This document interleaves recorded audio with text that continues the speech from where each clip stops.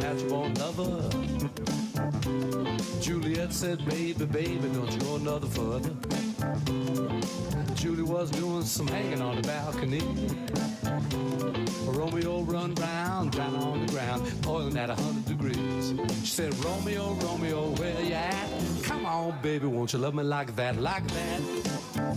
Love me like that, like that. Won't you love me like that? Sometimes I wonder where our love is at. Come on, baby, and love me like that.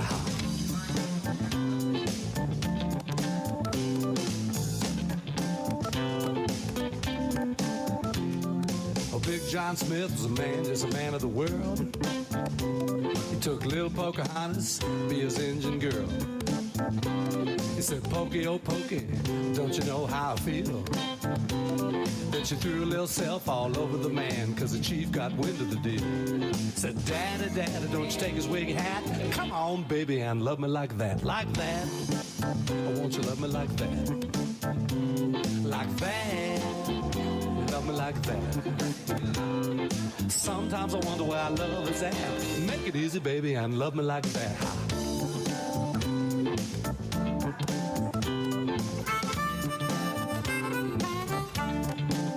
Why love me like this when you can love me like that? Those legendary ladies, they knew where loving was at. Why love me like this when you can love me like that? Like we were loving in a perfect world. Perfect boy, perfect girl, like that. Yeah, right. Rapunzel, baby, won't you let your hair down? I'm coming in the castle, and I ain't gonna clown. She said, I'll let you be you, if you let me be me.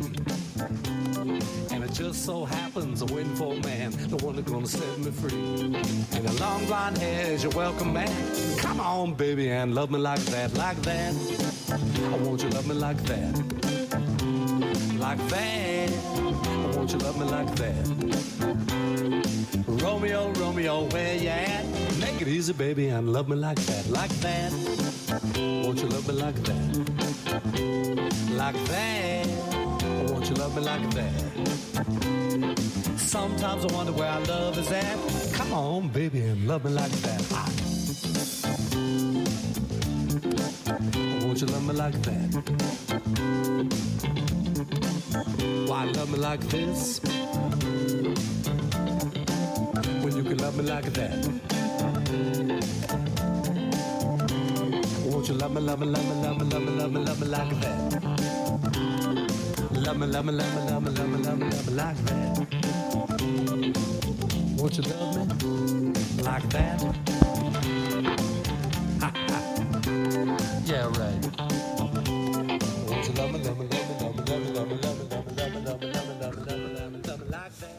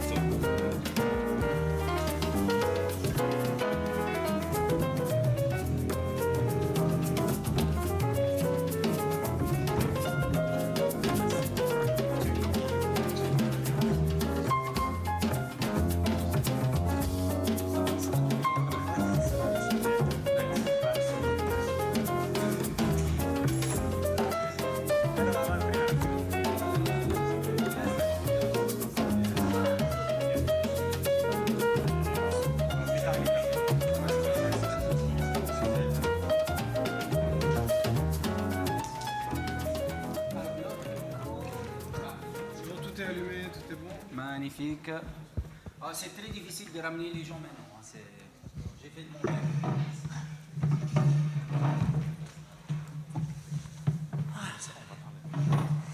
On va parler de games and gamification in the metaverse. Oh, metaverse. Voilà, donc on va. C'est une roundtable open scope. C'est comme ça. Okay. Challenge. Vous avez lu ce que j'ai dit dans le temps? J'ai fait un entretien pour le temps sur le metaverse. Perfect. Great. We'll try in 48 minutes to get around the broad subject. In the last 30 years, virtual reality and augmented reality opened new playfields in gamification and serious games. Each year we see more and more projects here at GSGS with augmented reality and virtual reality. So the question today is, a shared or unified metaverse could act as an accelerator or catalyzer even, by giving both the tools and the audience to any game solution developer. But what are those benefits? And are we sure that the metaverse is a huge thing or just another deceiving rush for technology? And that's one of the questions that we will address today. Is it time to really step into VR and bet on what is so many times been called the next big shift that will change society?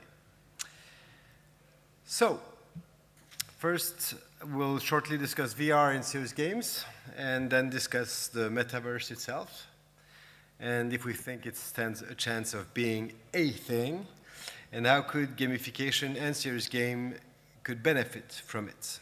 But first, you know, I guess all the speakers, but I would like them also for the video recording as well to introduce themselves. Just 15, 20 seconds. Yeah. Hi, Dr. Cedric Stanley. I teach in a media design master at the HEPIA Geneva. Hi, Yassine Rekik, computer science professor at HEPIA. I am Fabio Solari, computer scientist professor at University of Genova, Italy, and I work on virtual reality. Stefano Carrino, professor in computer science at Shark Neuchâtel, and I work in artificial intelligence and machine learning. So Stéphane Gobron, I work at HESSO in Neuchâtel, and my specialty concerns gamification, serious game, virtual reality. And so I would like to start with you guys with a simple question, but actually there are many answers, and so I want you to choose the one you like the most. What are really the benefits right now of virtual reality or augmented reality in gaming, in serious gaming or gaming? What are for you the main benefits of the use of this technology? We've seen some of them right now, but what is the main one for you? Yassine. Immersion.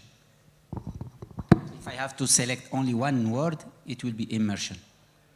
And why is virtuality more immersive than a book, a movie, or an on-screen game? Because of the 3D, because of the feeling of being within the 3D environment, which is intensified compared to only looking to a screen or watching a TV or any other device. Yeah, indeed, I agree. Is the presence the first thing that is useful in virtual reality? And I think the presence is gained also through interaction.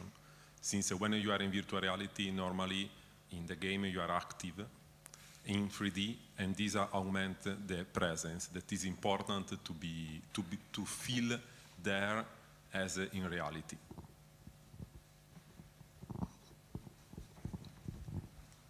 For mixed reality, I think what is interesting is this possibility to have both real interaction and virtual interaction at the same time. and it could take the best of both worlds. I think it could be something interesting to explore in a metaverse also vision. So from my point of view, I will mix actually the human-machine interaction through real, for sure, immersion and sensation of presence. But for sure, because of the interaction with the machine, so the AI behind that you can provide much easily. Maybe Douglas as well.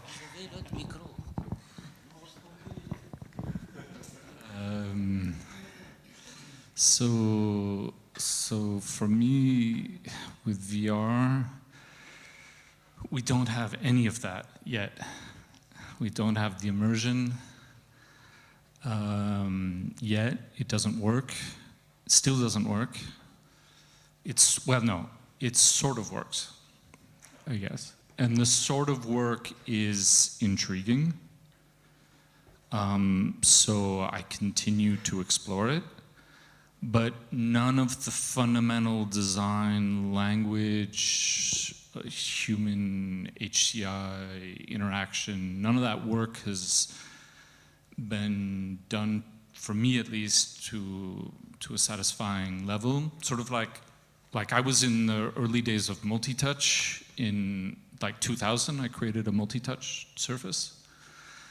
And then I saw sort of, how it all evolved. And I feel like we're pre-iPhone. There was the Jeff Hahn multi-touch moment where he was sort of the first person to sort of figure out like a first interaction design language for how you would do multi-touch. And then the Apple team had some other ideas and it sort of standardized around this object. We haven't had anything like that, not even the Jeff Hahn moment in VR for me. And I think it's amazing that there's so much money being put into Oculus. I mean, like millions. And there was, maybe like 1/100th of that was put into this thing.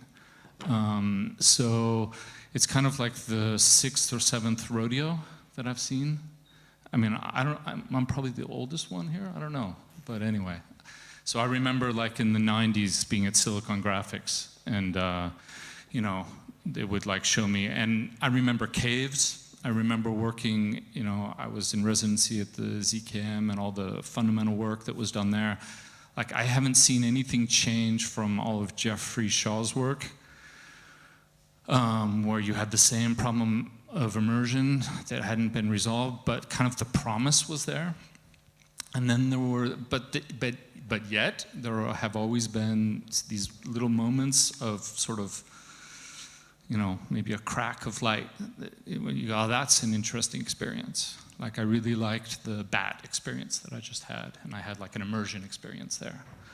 But that isn't really the headset that gave me that. And I can get it in a book, I can get it in music, so much easier. So, yeah, it's not there yet for me. Yassine wants to reply. I'm sorry, Douglas, I want to challenge you, starting by saying I disagree a little bit, and I will explain why. Sometimes when we try to evaluate something, for me, it's a mistake to evaluate it, compare it to the ideal non-existing situation. But if you compare it to the available things, it can be good. So I agree that virtual and augmented reality, compared to the reality, we are, far from. But if you take, for example, a student and he do not have access to a lab, the second alternative is a book.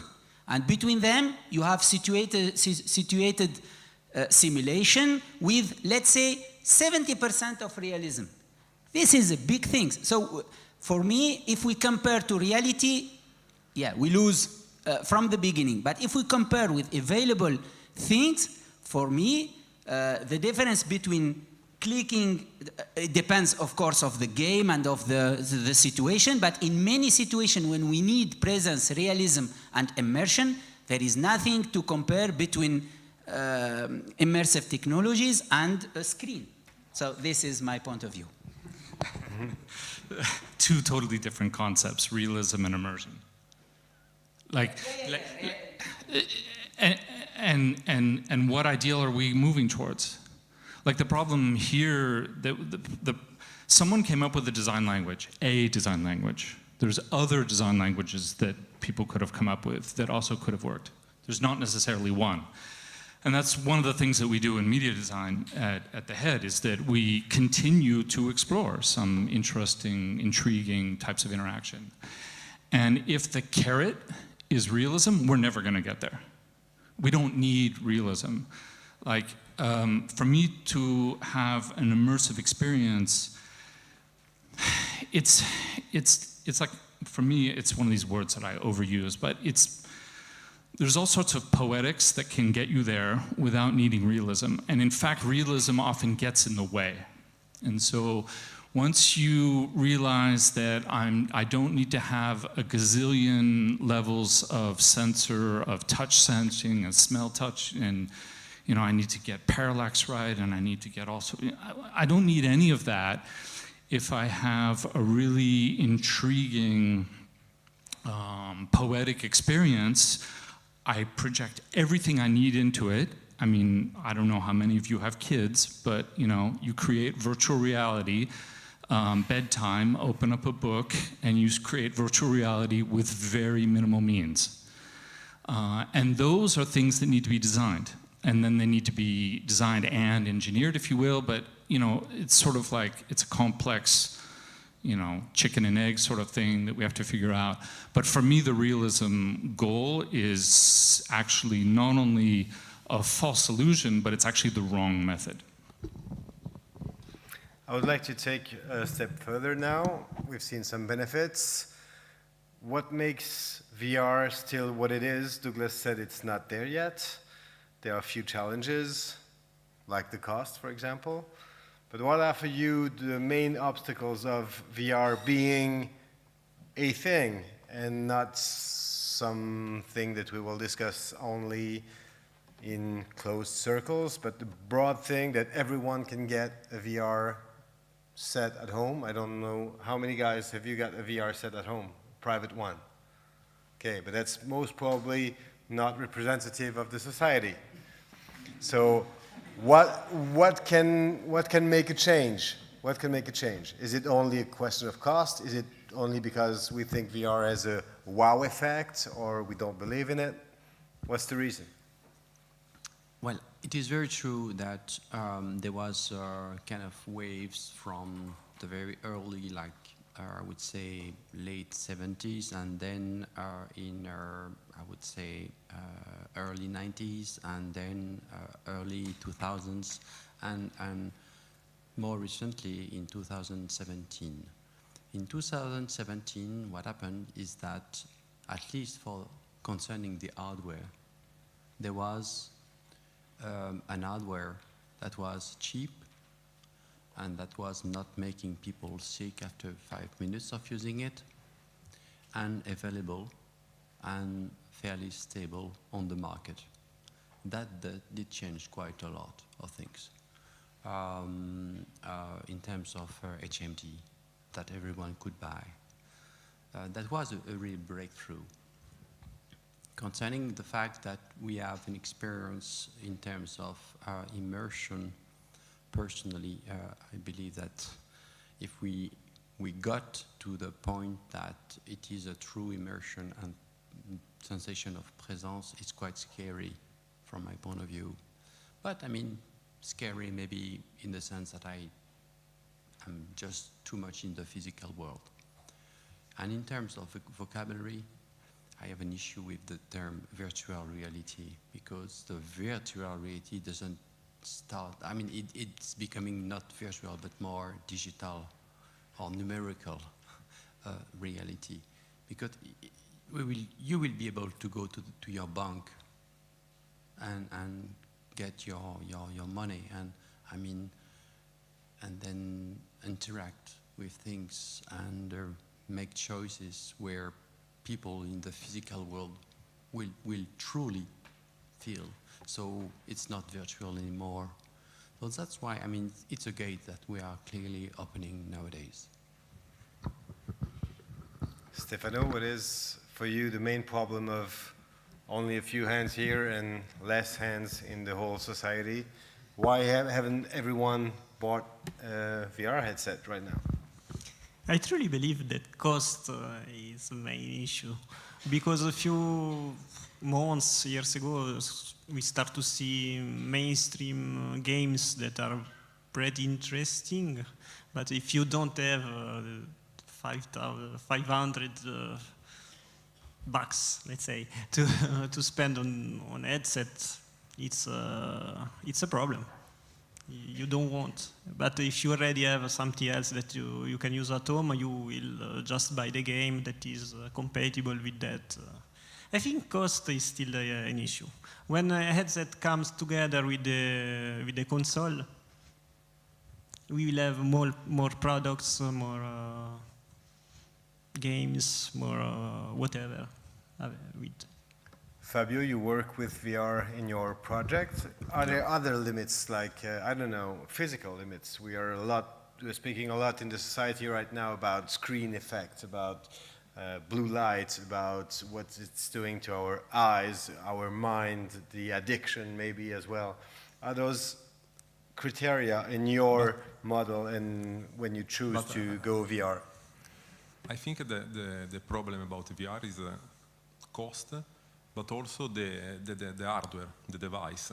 Since in any case, the current device are not light. After sometimes, not sickness, but you are tired to use it. And this is the big problem, is technological problem. Indeed, when you use the smartphone, you can do a little movement and you have an access to an amount of information that is not, it's incredible 15 years ago, no? Do you remember before though? Yeah, I remember. Yeah. You couldn't even do this. Yeah. Yeah, you're right. So indeed, what is important? Yeah. I agree. Indeed, what is important for virtual reality is to provide the contents, information in a way that is not possible to acquire by the current technology. This changed the virtual reality. Since what people want is information, to access in an easy way to the information and to the social contact. This is the other important part that can play an important role, virtual reality, but again, there is a problem of hardware, the device, since it's not possible. Indeed now, this maybe is more related to metaverse, I take it for after. Yassine? Thank you. Can I add a small comments, but I will start with an anecdote. 2 years ago, I think, I have a meeting with a professor from University of Geneva, and he is a specialist in interaction within 3D environment, etc. And we are working on, we're trying to find idea to make selections and to select objects, etc. And after that, at the end of the meeting, he said, okay, we can do that, but until now, all our studies and tests show that the best way to select an object is the 2D applications. It's more efficient. So why I'm telling that? I'm telling that because sometimes we don't need virtual reality or augmented reality. And this is why I said before, we don't have to compare virtual reality against reality because we lose from the beginning, and we don't have also to bring it in all the plates and sauces. It's not the idea. The idea is to bring virtual reality or augmented reality if we need to have situated environment, to have a feeling of something, close to the reality, to the situation, to the context. And until now, such needs is not so big, to be honest. This is why the most people who had HMD and stuff like that is for gaming, just to test other gameplays and other way to play. I would like to move to virtual worlds or parallel worlds or metaverse as we now are beginning to call it. And of course it needs a little explanation, and we need to agree on what we are talking about, because for the moment it's quite something in the air. I would like to do that. I would like to take an example that was promised to be exactly what we are promised today, Second Life. That was the promise of, you go to your bank, actually the Bank of Canton de Vaud, which is not really a startup in the Silicon Valley. They built a store and they had a bank in Second Life. So why is it different now, or why did Second Life didn't go so well, and maybe people are ready for that right now? What is your feeling about what is a metaverse and what should it provide to people? This is a matter of consistency. Second Life failed because of the lack of consistency. Because they tried to keep as many and increase the number of clients they had and users. The metaverse, because it's computer-based, allow you to do whatever you want. So to please the users, they allowed anything to happen. So, you want to be a girl because you're a guy? Okay, no problem. Oh, by the way, you want big hairs? Okay, fine. You want to change your wearing and become a rabbit? It's fine. You want to fly? Yeah, it's fine. And things became non-consistent more and more, just because it was possible to do. And it was a catastrophe because of that. I don't know if Facebook's boss, I don't remember the guy's name. Anyway, we'll put all these billions of money just to make the same mistake. I'm pretty sure he will not. I hope so, at least, just because it would be a big waste. Also, if there's comments in the room, just raise your hand and we'll, okay, cool. We have some. One here, and there was 2 hands at least. I would remind that for me the main point is that for all this platform we don't have any IP. There is no content. You can have all the screen you want. If there is no content, there is no use. Sorry?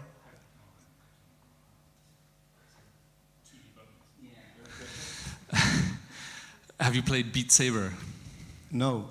Okay. Beat Saber's cool. Yeah, but that's one thing. I mean, yeah. That's already. In 2016, was it 16 or 17? I don't remember. At the World VR Summit in Crans-Montana, there was that investment firm that said they had bought for $200 million of IP, and they said, we bought only existing IP. We don't invest in development until there are 20 million headsets sold. Today we are at what, 500,000? Not even that? No, I think it's a couple million. A couple of million, under 10. But there are Under 10. more in university than in household. Yeah. So there is a lot of discrepancies, I think. There is the weight of the technology. You get tired. But since when does the cultural world come from those guys? And they're always dudes, right? From those people putting that money. You talked about books before. There is books because there is people that write them. Right, but who writes it, right? If you don't write digital programs. But bankers don't write these books, right? It's the writers, it's the artists, it's the culture. But no one is writing for the metaverse yet. Oh, there absolutely is, yeah. Because there's people who but there are so few. There are people who need to live in the metaverse. There's people who... there's people, I mean, there's like a whole community of trans artists that need a metaverse and that have built metaverses since forever, because there's like an intrinsic need. And so it's these really interesting spaces that are coming from a totally different world than Mark Zuckerberg, like, you know, he just, and investors. And so there have always been punks and hackers and people fiddling around on the edges of culture that have always been building what we today might call a metaverse. And some of it is very lo-fi, but is very immersive, and with lots of sort of like simple graphics, if you will, but is immersive enough to enter into a community space where people can explore other possibilities of what a body is. And let's not forget that when you put on the helmet, you cut off your head. So you're already in this like body, acéphale in French, you're in this headless experience. And so that's a problem, but that can also be really interesting for someone who wants to rethink of their body. So I would look probably more at the sort of the weak signals from the future coming from alternative communities that need a metaverse now and have already built their own metaverses than some banker who says, I need 20 million headsets, and then I'll invest. Can I add something? One thing more. Thanks. Yeah, I asked if there is a question. Yeah, I wanted to, can you design the metaverse? Can you define because I would say it's not existing. Okay. Thanks. It is a good transition for my comment. Very nice. So I wanted to say that, look, when I see my kids, for example, they spend hours on computer and playing, etc., and I think it's general pattern. So it's a fact. It's not, we don't have even to discuss it, it's a fact. Now, if they have the ability to not to play in classic context, but being immersive in a 3D, or even not playing, but role playing, living another life in a 3D environment, I think this is a tendency. We can discuss it or not. It will happen, and it's a fact also. This is my idea. Bad or good, I don't know, but it's a tendency because technology allows it. People want to try. They have time. They are used to technology, they are not afraid about, etc. They will go there. Now, so the metaverse, for me, if it is called metaverse, is it a product, is it something open, closed?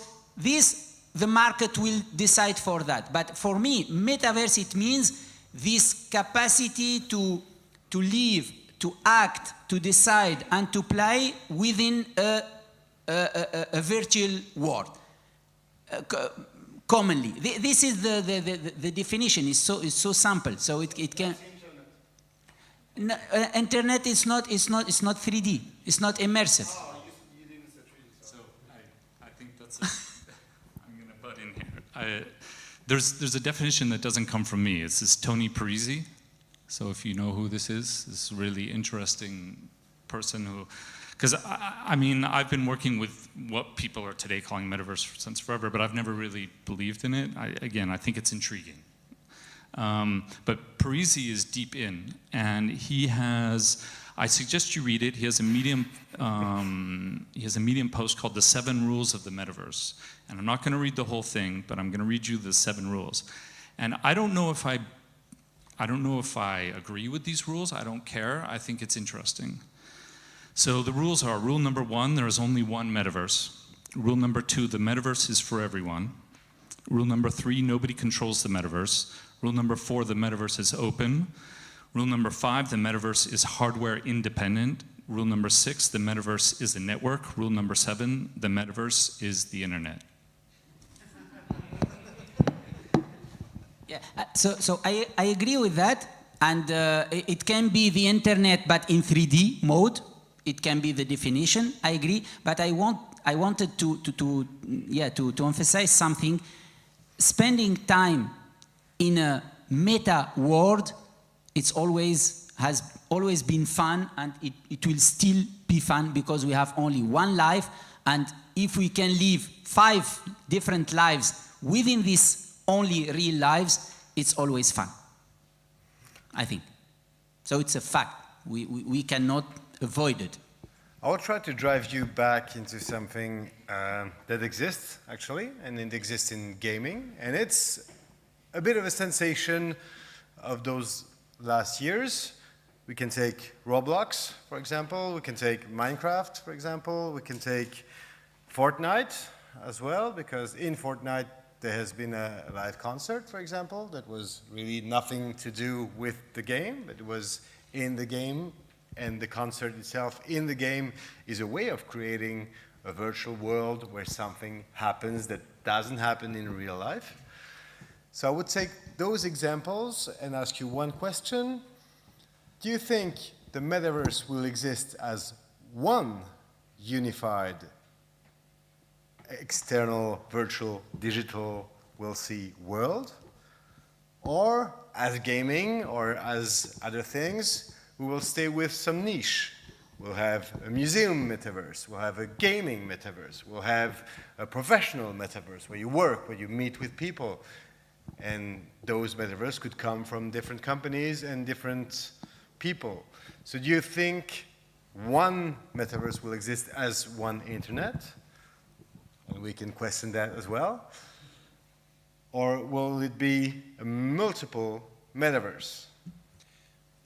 For sure, it will be multiple, just for one good reason, is that depending of the degree of immersion, especially how many senses and range for each senses that you will be able to provide to users, then you will be able to have a kind of special metaverse for this one. And considering the metaverse as one 3D world is not very consistent by itself. You actually will be able to have a full transition between physical reality and numerical reality. And you will have a metaverse with augmented and strong augmented and very strong augmented realities. And you will be able to provide for each one some consistency worlds, which would be quite messy, I think.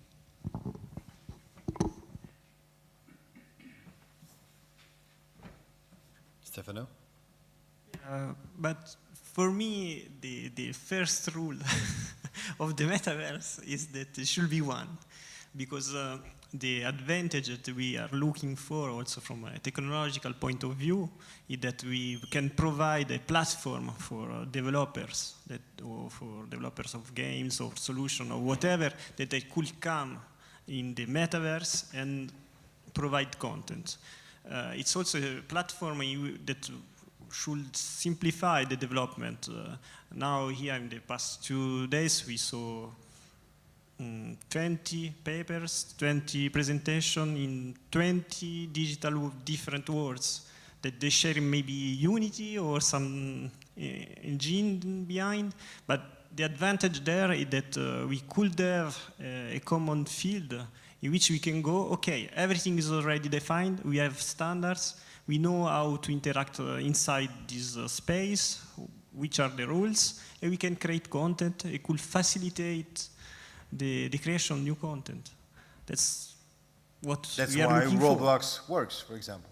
That's the point behind Roblox, yeah. Yassine? Why not to make an analogy with real life? In all businesses, there is what we call this question of marketplaces. If you are in a big center, you have a lot of traffic and you are in the point where all people will go, but we still have boutiques and we still have disparate things, etc. So, because at the end, it's a business, and it will be a business. So I think it will be, I think, this is what, I'm not for that, but this is a fact also. Businesses. Yeah. Is a business? if there is no business, there will not be evolution, and it will not grow enough, I think. So my idea is that there will be some dominant metaverse, but there will be also niches and parallel things, because always there is some people who are looking for the most common known place or community or whatever, because they are looking for rentability, visibility, etc. And there are others who are looking for specific content or specific community or specific needs, and we will have both, but with some dominant words or metaverse. Yeah, I don't know how to answer the question, and I'm going to punt, but my colleague Alexia Mathieu just organized an online symposium with some really interesting artists about this question, and asked this question and also avoided trying to have a definitive answer. And the title that she finally found, we talked about it a lot, and the title she finally proposed, you can see it on our YouTube channel. It's a really great collection of, I think, some of the more interesting people acting in this sort of emerging sphere. She called it Possible Verse, and she put a parentheses S at the end. So she hedged her bet as well. Yeah, I think it's hard for me. I think it's really intriguing what Parisi says. It's true. There is the internet. I think I do agree with that. But I have a hard time wrapping my head for the moment around the idea that if it is about possible worlds, so if there is this sort of projective madness that we're sort of going to hallucinate into being these worlds, I have a hard time wrapping my head around the idea that it's going to be this sort of like one unified field. But at the same time, I'm a Deleuzian, and Deleuze, at the end of his life, who was all about, possibles and about potentialities and vectors and multiplicities, he talked about a life. And he really insisted that there was this sort of like, ontological a world that we're in. And so, and I still struggle with it philosophically. I've read those texts a gazillion times, and yeah, it's still kind of unresolved. But I don't need to resolve this problem. I would like to take our last 10 minutes into unifying games and what we said about the metaverse. Gaming and also adult content are major pushers for technology. We've seen that all the time. We have, because of gaming and adult content, new paradigm using new digital gadgets, platform, tools, other inventions. Does the metaverse need gaming to exist? Or actually, is gaming looking forward to the metaverse to be there so it can also benefit from it? Who do you think, who needs who? The metaverse needs gaming to develop. We've seen the good examples are gaming. So what are your thoughts about the position of gaming into the metaverse? I mean, like, how could there be something that we would eventually call a metaverse without gaming? I mean, come on. So, obviously. And also, the metaverse is not a role-playing game by himself? That's one of the questions. I don't know. But I think that is important what people look for in the metaverse. Since we are people, but we are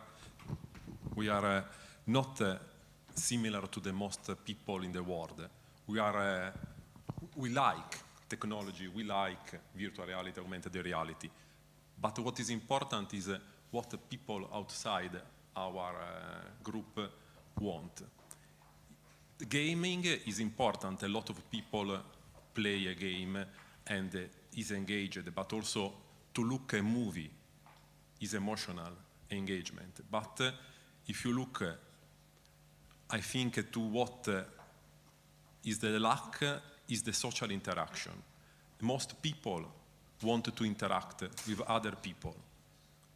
And the metaverse can be a way to do, but it's not easy from an hardware problem.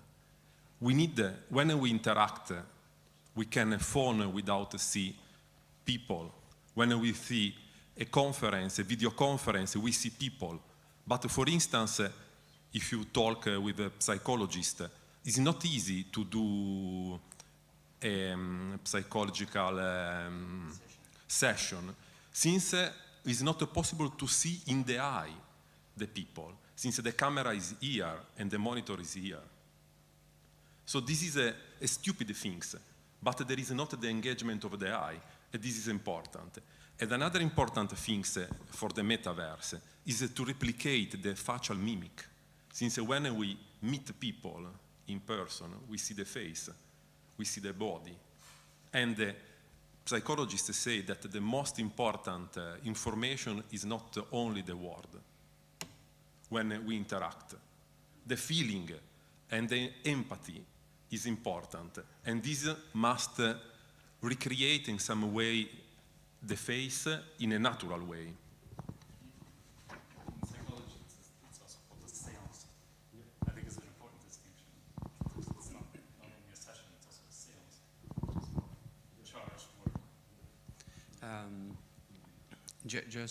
I agree concerning the emotion and the consistency of the face, even if at a certain level it would be a kind of consistency of the face of the soul, not of the face anymore. To answer your question, I think there is no need of games. There will be games, but it's absolutely no needs. And I would be the pessimist one. Personally, I really believe that it could be really hell, like really, really hell. And I would like to wish that it would be a free world, but I think it's not going in a good way. But still, we can hope it will go the way the internet is nowadays, which is fairly free, at least. Oh, Facebook is hell. Facebook is hell. You talk yes. metaverse, but I think there is a misunderstanding. Okay. Yeah, just do it maybe, and we'll give you the mic after that. I just want to hook in, and I guess that the point is perfect, because several times now the name internet fell, and now we talk about games in the metaverse, and my vision I just developed in the later time. Since if we meet in a virtual space and the whole facial expression and the empathy and the nonverbal communication lacks heavily in the virtual worlds, why not just go for the approach that we combine something completely different? Because when I imagine I visited Hamburg, not virtual reality yet, but maybe comes, so I was able to travel in time and try to steal my stuff back. And on the other hand, there was a bet. Why not combining this, visit the Hamburg as a bet, and creating space where we can exchange and become something completely different we can't in the real world, instead of trying to rebuild the world as we already have.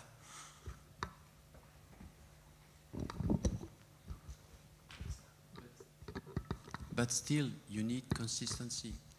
This would be nice just for an experience, a short time, and it would be a dream in the dream. But at one point, you need consistency, or everything will fall out. I guess you've all seen the movie Ready Player One. You're all gamers, you have all seen this movie. Oh, maybe not. No, but it's a good point, because yes, but there are other ones. Yeah, for example. or we can go back to other movies, these topical movies. But the question is, do you feel that the people could get involved into gaming or into the metaverse more than they will do in their real life? You said that's an example, I want to be someone else. So is that the opening of this metaverse is to be someone else, or is to go to your bank and do something you could do on the internet? What is your vision, and what is gaming capable of providing in this metaverse? Stefano. My opinion is that we could be not someone else, but someone different, in the sense that we are augmented. We have our digital counterpart that could change, could evolve over our wishes. So, in different words, I think I am the optimistic side. The Italian part, so gesticulation will be important also in the metaverse. But I think if we go in the right direction, it could be like the internet. So we don't need, obviously, everywhere consistency. We can be partially consistent in somewhere, in some part. And I think we can live with that. And I think that we will have partial communities. World of Warcraft will be still there, but maybe not in the metaverse, but it could be a metaverse somewhere.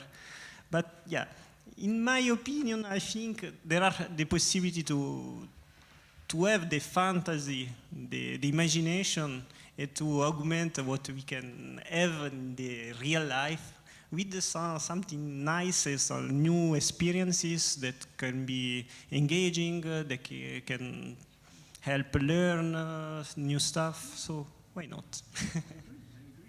Hopefully. Douglas. Of course, there is an added value to do something in the metaverse, which is for real. For example, I don't know, having accessibility to a course or getting to the bank, etc. But my personal feeling is that the added value is to be another one, to go to the forbidden things, to test other things. As I said, because we have only one life, and we are, by education, we are not allowed to miss it, so we have the chance to miss it and to go wrong and to destroy things and build again in virtual world. This is the funny things in my opinion. Again, I'm not giving a judgment, I'm giving my feeling. So along those lines of the one life idea, to answer that question, I would look outside of VR and gaming, even though there's a lot of the artifacts of what I'm going to describe in gaming. I would look at cinema, look at literature, even in a lot of pop music right now. You know, maybe we're not so far from CERN. There's a whole fantasy right now, culture in general, humanity, is kind of projecting the film everywhere, everything all at once right now. Like we're fantasizing a sort of Groundhog Day existence where there's multiple universes and multiple timelines, and we're sort of in this, well, again, another Geneva figure, Borges, sort of, this sort of parallel, there's a kind of a cultural parallel lines fantasy that we're exploring right now in culture. And I think that the discussion that we're trying to have, that I still don't think we're having around what is a metaverse, or do we want a metaverse or whatever, I don't think we've formulated the question yet.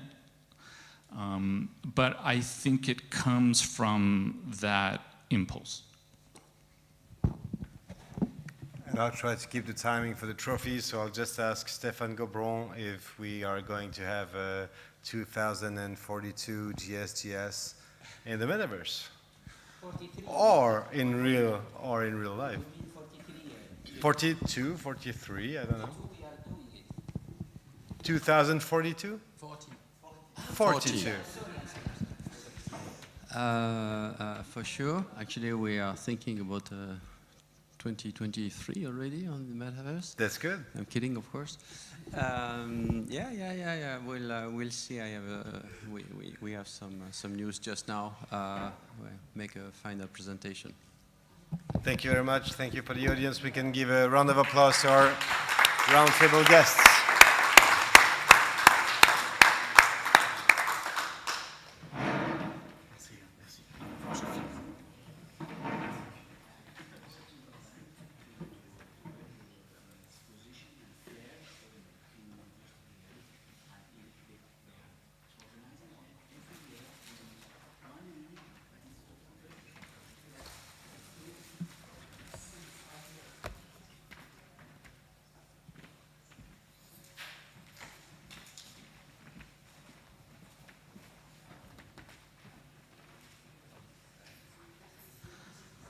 Okay, so thank you for your patience. Thank you for staying here until the end. And now our president will announce the three winners of our three trophies.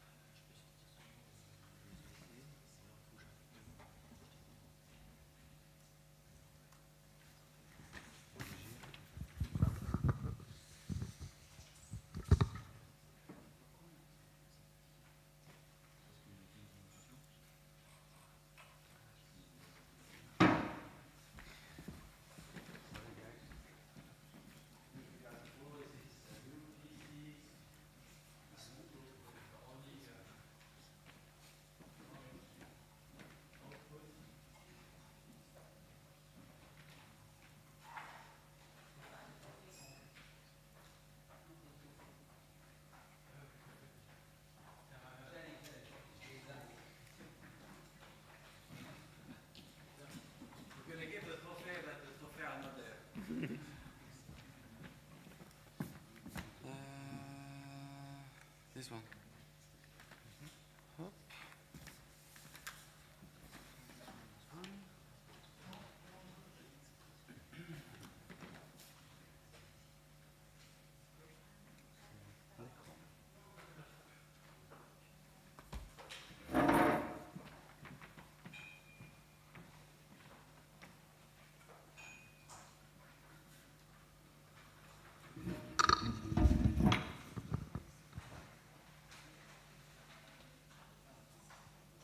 So we are going to wait just a couple of minutes so that Yacine will be back with the main gifts of the conference. I'm fairly happy to stand here waiting for him, and this will be the final review. First of all, for the winners, and then a very short review of what we did, and maybe the next GSGS and a final word. Dun, dun, dun. Do you have some music? Like, here we are. Don't fall. Yeah, he did it. And the winner is Yacine Rekik.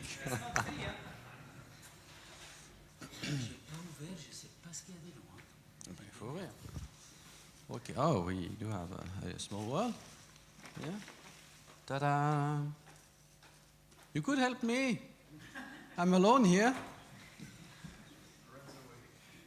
Okay. So the winners are the first one for the best contribution, which is the red one.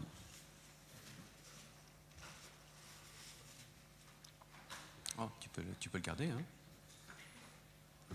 And the winner is,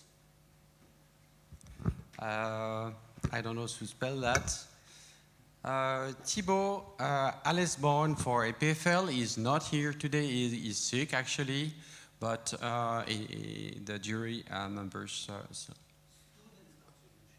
It's the best student contribution. So, congratulations.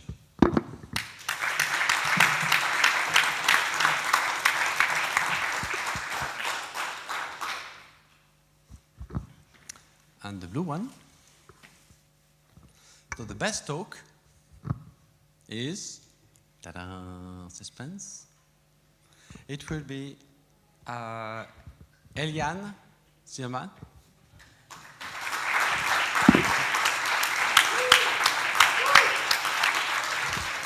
From GSGS. Congratulations.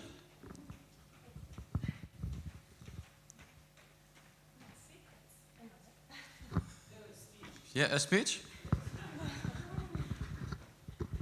Thanks a lot. I was actually very nervous, and it was also my first paper, so thanks for that.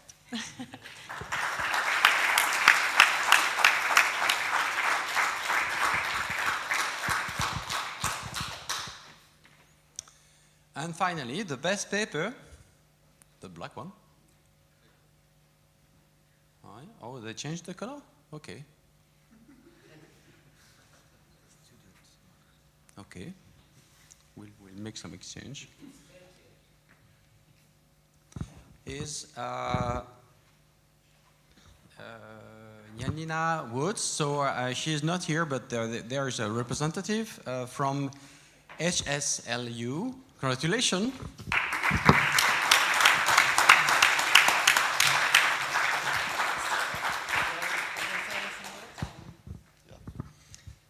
Thank you very much. I'm still just a co-author, but I will definitely bring this trophy to Janina and say hi from everyone. Thanks again.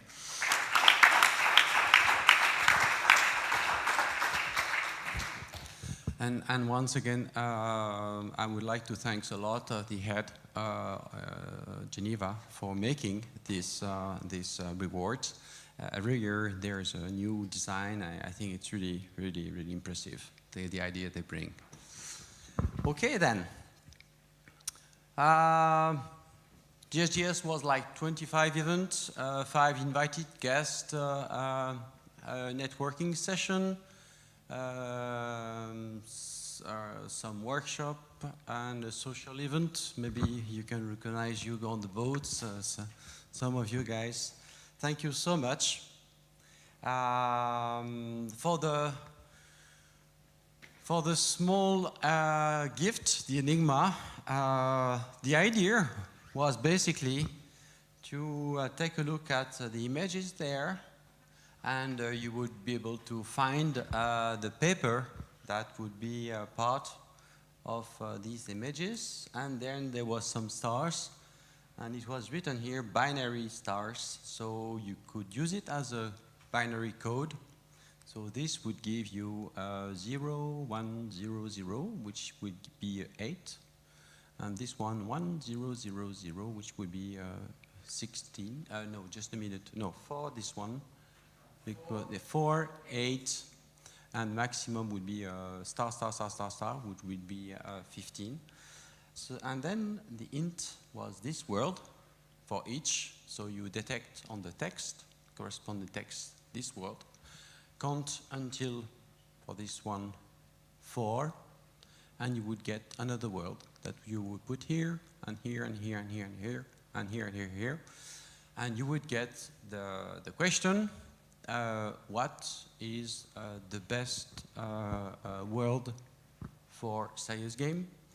And you had the choice between simulation, game, and I don't remember. And for serious game, and you had a simulation, game, and the answer was game. And then you just have to put the address of GSGS, add it, game, and you will get you won stuff. Okay, that was not that bad. Okay, next GSGS, we might go or in Zurich, nice place, or back to Neuchâtel. We don't know yet. We have some track for both cities. And well, for the end of the words, Yassine, maybe you want to say something? Because you are the host now. Thank you, Stefan. I want to thank all the committee, because it's a big preparation to organize such event. It's not, you know, we don't have a lot of budget, so it's a lot of contributions, hours from our volunteers, assistants, professor, committee, etc. So it's a lot of work. I want to thank them all. I want to thank you for attending, especially people coming. Thank you.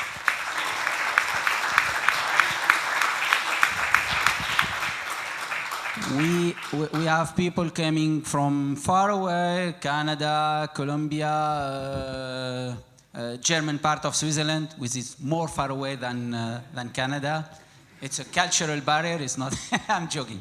So yeah, we are happy to have this mixture. We are happy to have a lot of demos every year. I know that this session was a little bit a small one because we are the first post-COVID session, but I guess the next year we will come back to our real size, which is more or less the double, but we are happy to have all of you with us during these 2 days. And again, I want to thank my team at HEPIA who has a great job. Thank you.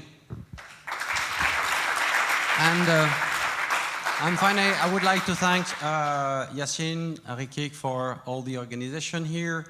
One applause, please.